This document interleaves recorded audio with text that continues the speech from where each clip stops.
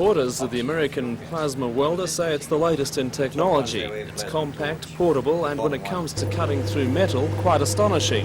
This 25mm thick sheet of stainless steel is separated in seconds under a jet of super compressed air and a high voltage direct current. The unit has been displayed to tradespeople and tech college students throughout the Hunter as an example of how technology is reshaping heavy industry.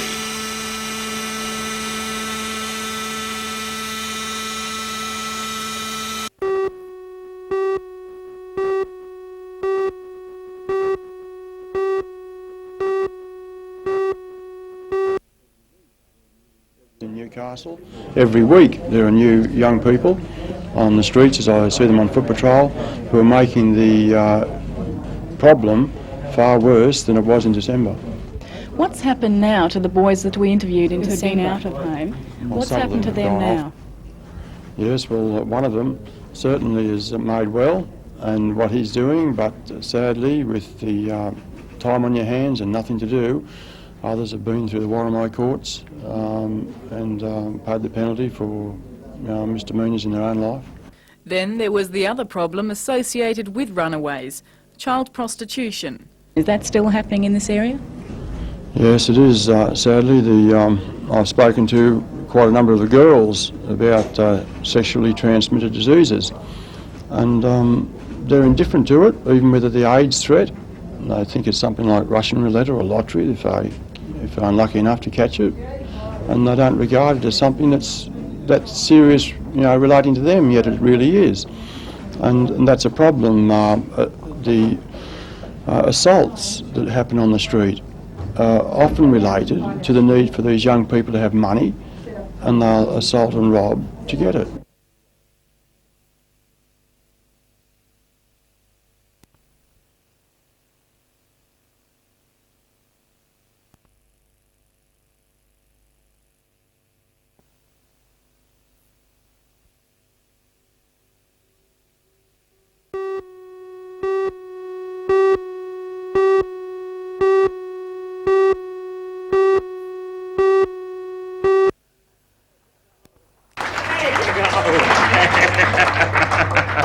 Thank you very much. Hey! Ho! Is this not working anymore? Hey! Hey! Hey! Ho! Oh! Wee! No, I won't get to that. Welcome, thank you for coming down this instant morning. appeal Here I to am the telling you all 17 about to getting it. 24 Now, the year other age reason group why I'm makes him involved in this ideal campaign for is because CES youth I empathise employment greatly with campaigns. He's already had a high profile and a successful drive to keep young people at school. Now he has a message for those who didn't stay on. What the government is saying with this new Go For It campaign is that we can't pull jobs out of a hat. It's a cosmetic campaign. We can't get people to employ you unless you can increase your skill level. Now, among guests at the CES promotion were young people studying catering at NewCASTLE College of TAFE. On previous figures, up to 80% of hospitality industry students find work. For those who didn't get the message, Vince Sorrenti had some personal encouragement. Did you leave school at year 10 or 12? 11. Big mistake. You going back? Very good. Stand-up comic has a following, and this morning he certainly got the laughs. But is this kind of motivation working? Vince says there's no doubt about it. I think it's working. I think all the sheep that have come here today will join my flock and do a skills course at the CES and go for it, Australia. Thanks, mate. That's great.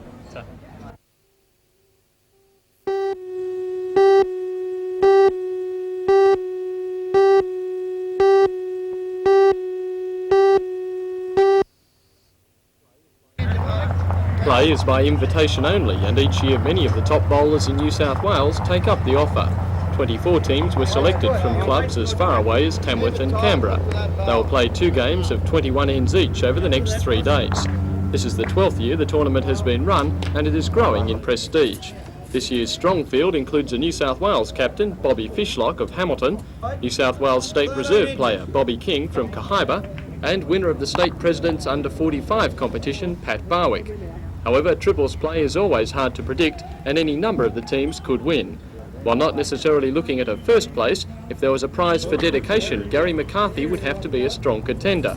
Gary usually plays at the Kowloon Bowling Club in Hong Kong. but for the past 3 years has made the trip to Katara for this tournament.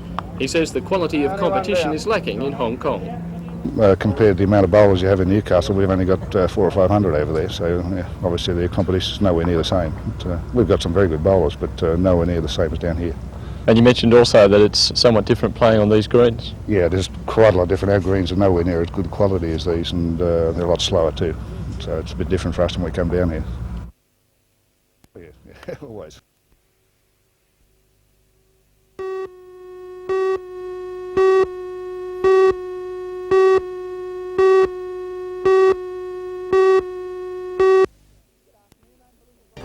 Good afternoon, I'm Belinda Borissow. School officials at the Canwell Primary School on the Central Coast were embarrassed today when about 300 members of the P&C Association turned out to protest. The parents say their children are learning in inadequate conditions at the school. For all the news, join us tonight at 6.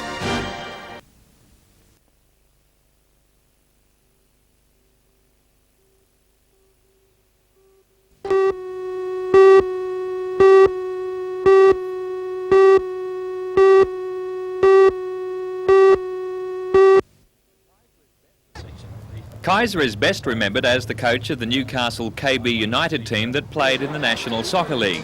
His new job will involve going to the very small Gilbert and Ellis Islands near Fiji. My job will be to go over and contact the people that are running soccer there to see what help they need in coaching of their junior and senior players, and to assist them in a structure that will eventually get them to be playing in the Pacific Games and then the 16 and 19 Oceania World Youth Cups. How did you get involved in it?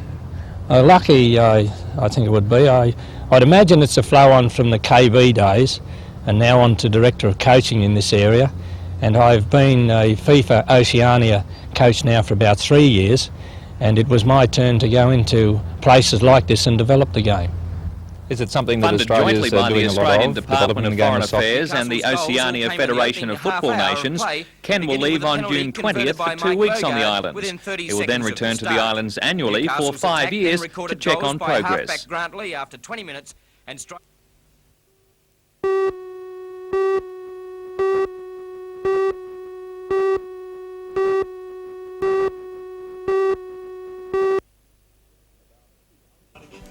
About 200 people joined in a day of games and activities to celebrate another year of sport and recreation thanks to the international movement known as Special Olympics. 5 years ago, many of these people could not have imagined participating in a huge range of competitive sports, especially modified to allow all levels of ability to join in. As a result of the International Year of the Disabled and a forward-thinking hunter community, Special Olympics is now a constantly growing reality.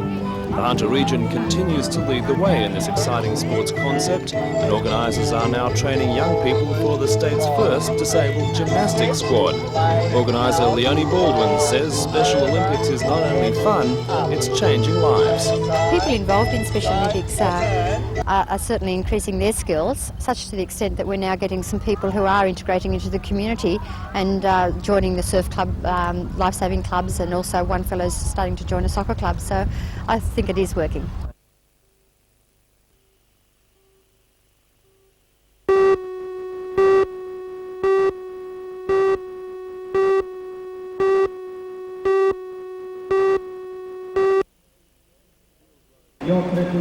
The Steel Glow powder coating plant is another move towards high-tech light industry in the Hunter. Parent company Eglow Engineering has taken an $800,000 gamble by moving away from its financially uncertain heavy industry base onto a higher rung of the technology ladder. More than 200 prospective customers attended the opening in an encouraging display of interest. The system of coating surfaces by electrolytically bonding a baked polymer powder instead of paint is not new, but it is still comparatively rare. The process was only available in Sydney, but Eglow believes the durability and quality of the treatment will earn it a wider market throughout the state. The move earned plaudits from Mr. Jones, who set the treatment line rolling. He says too many businesses facing uncertain futures are taking the easy way out rather than fighting for survival. Mr. Jones said other hunter industries should follow this example.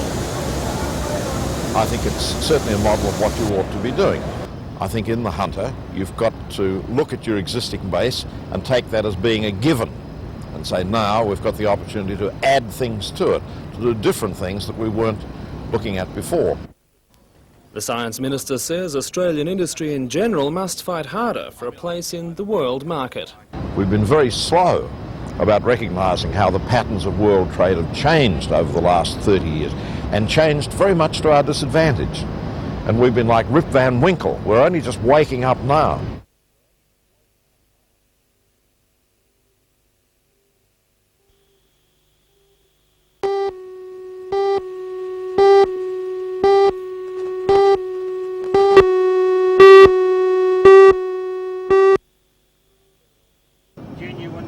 Federal Transport Support Minister Peter Morris presented the grant to Commander Tactical Fighter Group Air Commodore Trevor Richardson. The Minister said the grant not only recognised the role of the RAF in defence, but also in the regional economy.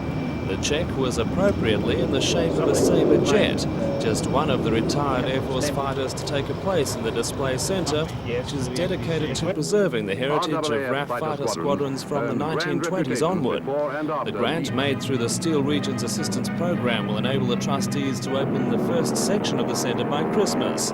However, they'll need another $1 million to realise the complete vision. The Minister accepted an invitation to inspect sections of the display already waiting to go into the centre. One of the trustees, Group Captain Les Dunn, says the display will be much more than a museum. We're aiming to put a working model of an aircraft radar in the display, and we will also have the radio traffic piped in from the approach control here and also from the tower. So people can hear exactly what's happening in the cockpit and in the tower, then go outside and see it? Yes, that's true. And it should also, there will be a viewing platform on the end of the aircraft display hall where people can watch what goes on the airfield.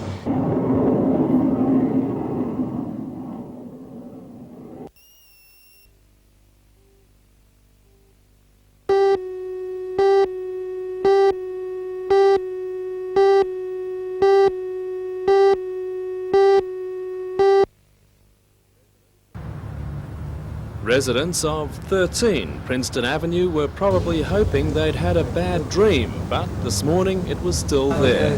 A gallant wagon at rest in more than a metre of water after plunging down an embankment last night.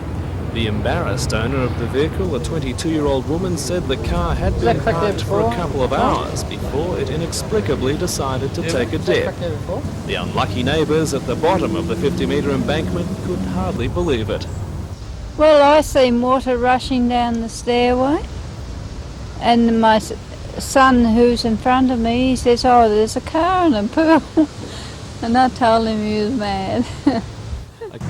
Water has been causing problems for other Newcastle residents. A 250mm feeder main burst at Adamstown last night, flooding backyards and cutting a 2 by 3 metre hole in Glebe Road. Water supplies have been restored, and engineers estimate 3 or 4 days before roadwork is completed.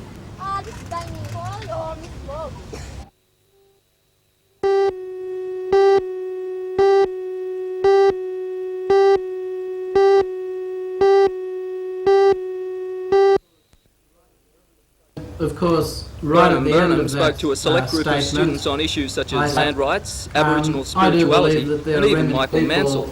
He said he didn't deny white Australians the right to celebrate the birthday of European settlement, as long as they didn't party into the night. Around the world. The theme of the day was to celebrate both the unity and the diversity of Australia as a nation. The children from more than 30 different nationalities attend the school, and all were given a medallion as a memento of the bicentennial.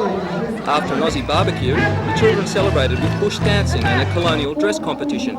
Professional surfer Mark Richards, himself an old boy at the college, also spoke of his involvement in surfing. This evening, the school is having a multicultural night with a display of foods from different nationalities. 1, 2, 3, 4, 5, 6.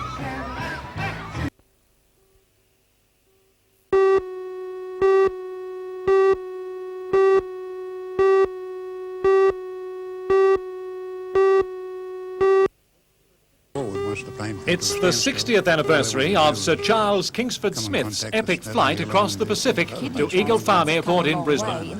Norval took off from Sydney on May the 6th in his single-engine Cessna XB Hawk, planning the 33-day trip as a tribute to Smithy and his crew's achievement. They were the first to conquer the Pacific in a 10-day flight. Now, the new record maker, 37-year-old Norval, who keeps his aviation skills sharp crop dusting in the Upper Hunter, expects to arrive in Sydney on Saturday afternoon. While he's elated at arriving in Brisbane on schedule, the trip was not without incident. I actually had a vacuum pump failure. That's the pump that drives your instruments that you fly blind with, and that happened over the Pacific. And that brought me down to exactly the same standard as what Smithy had. How did you cope? No problem, actually. The weather wasn't bad, so I was able to, but there was always the worry if the weather had been bad, there would have been quite a bit of trouble then. Were you scared? Worried, concerned probably. Concerned's a better word for it. Not so much scared. You only get scared if it actually does happen. In a further tribute, a replica of Smithy's Fokker V2 carrying Transport and Communications Support Minister Peter Morris landed at 10:13 a.m, the exact time Sir Charles Kingsford Smith touched down 60 years ago.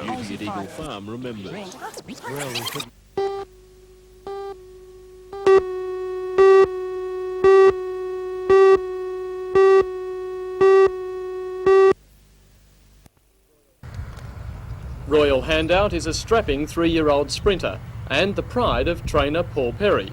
Paul bought the horse 2 years ago in New Zealand and is already having his outlay repaid.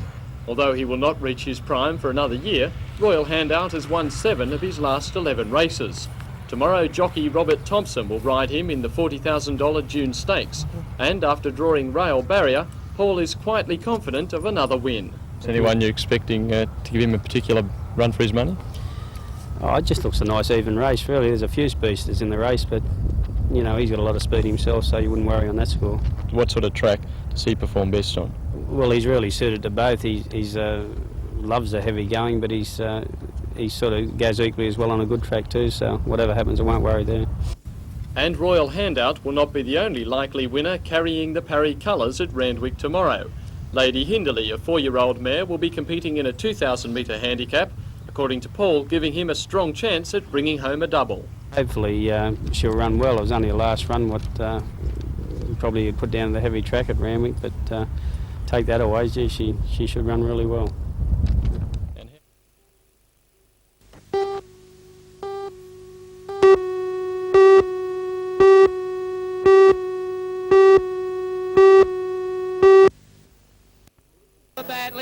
This is Max Aspen doing what he does best. Max is one of Australia's top stuntmen and specialises in rolling cars. He holds the unofficial world record after rolling 10 in 10 minutes. Max has performed stunts on television and in movies, as well as coordinating the stunts on Mad Max 1 and 2. Today he was at the Newcastle Motordrome preparing to roll yet more vehicles. Max will compete against American stuntman Eddie Allen in a car rolling duel. Each will have 8 minutes and 6 cars to clock up as many rolls as possible. Although a light-hearted event, the action contains real danger and the cars are carefully prepared. I have a method of wiring the cars up. I find that's just as essential as anything else. We remove the glass, also little fittings like windscreen wipers and maybe side mirrors, because believe it or not, it's those little things that when you're physically being thrown around the car, that an arm can come out the side or something and hit her. And at this level, rolling a car is an art form. I have one hand around the grab strap and then I physically throw my body across to the grab strap, and that also helps throw the car by throwing your body weight across, using the right tyre pressure, and hopefully each time the car will go over. You try to stop. Eddie Allen also has impressive credentials. He has performed many television and movie stunts, including a motorbike jump which almost went terribly wrong. I got caught doing a motorcycle jump. I was supposed to jump over a car in between 2 trucks, and I was just a little center of the ramp, or the ramp was a little center of the trucks. Came off and got a hand caught between the motorcycle and the truck. They kept the shot, but it put me out of commission for a little while. But accidents happen anywhere you're at.